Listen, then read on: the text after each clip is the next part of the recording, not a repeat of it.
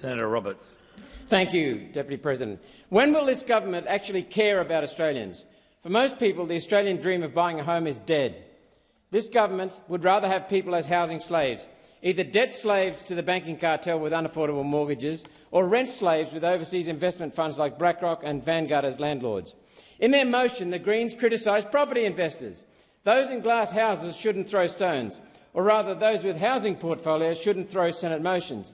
Green Senators Faruqi and McKim reportedly each owned 4 properties.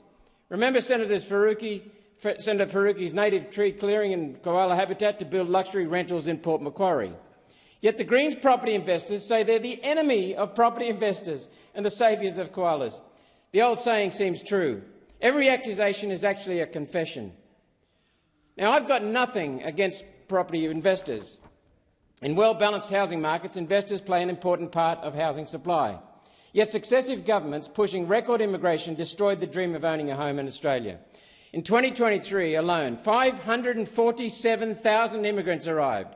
For arrivals alone, we were short 120,000 homes.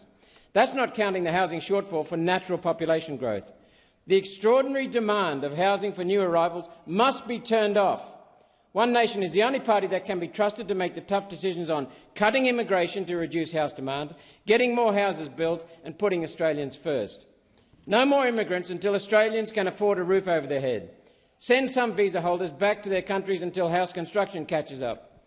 Our building codes are distorted with overcomplicated nonsense to comply with the United Nations and World Economic Forum demands. That stops our tradies building more houses, and we'll get rid of that. And we'll bring the banking cartel into line.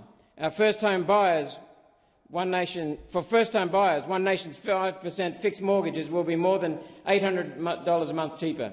To get people into their own homes, put Australians first.